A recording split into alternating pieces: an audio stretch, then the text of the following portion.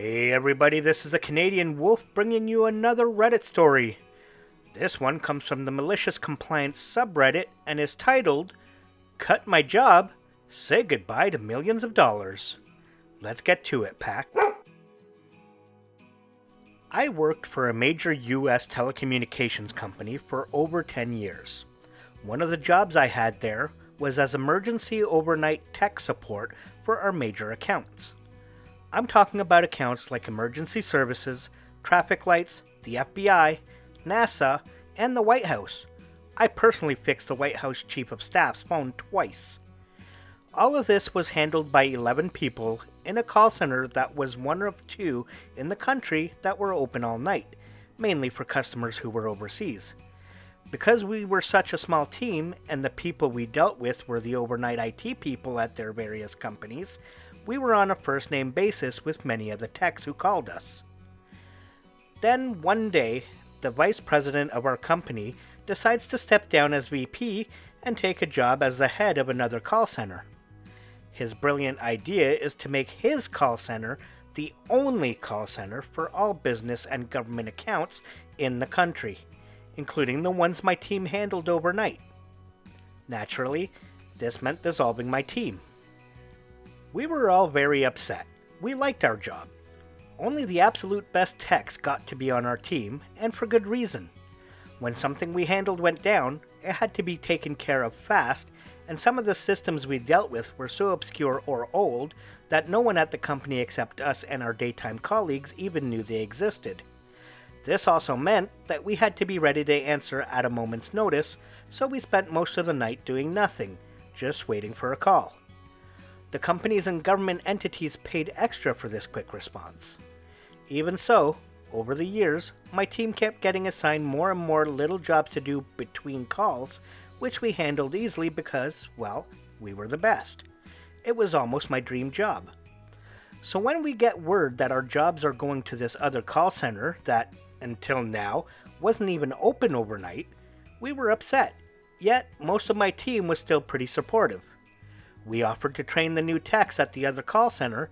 Some of us even offered to travel there for a week or so to do it, but we were all turned down. Our last week on the job comes, and we're there mainly as backup for the new team in the other call center. We're not being routed calls, but we're ready on chat if the new guys have any questions. The questions start coming in, and they're not what we expected. Instead of asking about obscure, outdated system that no one but us even knew about, the new team is asking us about things like how to fill out a timesheet for a shift that starts before midnight and ends after. And this was their supervisor asking me. We ended up answering really basic questions that anyone at our call center, much less anyone on our team, would have known, and we all got a bit worried. Then the supervisor who asked me about the timesheet asks how many calls we typically get in a night. And I say, between 2 and 5 per person usually. Then he asks how many people were on my team. 11, I say, 8 to 10 on any given night. Oh, the supervisor says, we have 33. I wondered why we were getting so few calls. They didn't have to do the little tasks my team did between calls either. They couldn't. They weren't even trained for the calls they were getting. The next week, my team was transferred into the normal overnight call queue, handling boring calls from people who didn't read or listen to the directions we gave them about how to make their phones work while overseas. Sigh. A week after that, other regular overnight reps start asking me and the other former elite reps questions about systems that only we would know about. Suspicious. A few days later, I get a call transferred to me, and it's one of the overnight IT guys from the major accounts. I ask how he got a hold of me, and he says that the first guy he talked to transferred him to me. Turns out, of course, that the untrained reps at the new call center were still untrained, so they were just dumping the calls into my call center's general queue and hoping that out of the 60 or so techs working there, the one who'd pick up would be from the former major accounts team. Since 3 of our 11 people had quit when our team was dissolved, the odds of that were pretty damn low. which meant it took multiple transfers, which meant they weren't getting the help they needed in the time frame my company was contractually obligated to provide. I went to the director of my call center to let him know about this, hoping it would mean that since the new team was failing that hard, the company would see reason and reinstate my team again. Nope. My director informed me that the team would not, under any circumstances, be reinstated at our call center. I could tell he was not happy about this at all. So then came the malicious compliance. My director told me and every other overnight tech at my center that if we were transferred a call for a major account, we were not to touch it, as we were not authorized to handle those accounts. The next night, the accounts wouldn't even open for us because our security clearance had suddenly been revoked. We were to transfer all such calls back to the correct queue. We were instructed to forward any correspondence sent to us from the new major accounts team to our supervisors, whether chat or email. In a few days, the transfers to our center stopped. Now, I wish I could say that the company saw the error of its ways, my team was reinstated, and everything went back to the way it was, but it didn't. Instead, the company hemorrhaged major accounts like crazy. We lost accounts whose monthly bills were in the millions of dollars due to our failure to keep the terms of our contracts.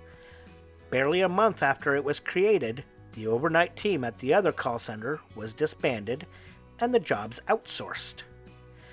Then the outsourcers started transferring the calls to my center. Again, I went to our director, hoping against hope my team would be reinstated. Nope. But the transfer stopped, again, and the company lost even more multi-million-dollar accounts. Last year, the company announced the layoff of tens of thousands of employees. I wonder why. I saw the writing on the wall and got the hell out with the best severance package I could. So did my call center director. He was no fool either. All because some idiot executive had a bright idea and not even the slightest clue how to execute it. Edit. Thanks for the votes and awards. I especially love how people have listed basically every major telecom in the US as a possible example of this level of idiocy. Just goes to show that it's a systemic problem. I was afraid people might find this story too boring or depressing. It has a happy-ish ending though, because thanks to my generous severance package, I am now able to pursue my actual dream job of being a professional writer. Okay, so the vice president steps down to become head of a call center, but on his way out, he moves the job of the tech support department OP is in to the new call center he's taking over. The vice president refuses to have OP and his team train the new workers. Then, the new workers, well, their supervisors at least, is asking about basic payroll stuff rather than complex systems they never dealt with before. Then it turns out that the new guys are dumping the VIP contract calls in the general queue, hoping to land it on one of OP's old team members to have it dealt with, since they have no clue what to do. Okay, so this is signs that the exiting VP made a huge mistake. This can be fixed by simply reinstating OP's team, right? Nope. The director said that the team would not be reinstated under any circumstances. Sounds like someone above was protecting the previous VP's handiwork, and the director was complying no matter what happened. And then, when the new team was dissolved due to losing contracts, they still didn't reinstate OP's team. Instead, they outsourced the work, because that's such a smart idea and won't result in further contract loss. Oh wait, same thing is done by the outsourcers, and even more contracts are lost. This story brings thought of the old saying, if it isn't broken, don't fix it. Because if you do mess with something that is working just fine, likelihood is you're going to break it. And that's exactly what happened here to begin with, and then the simple fix afterwards was not implemented either. I feel bad for all who have lost their jobs, but this is another great example of bad decision making by higher ups.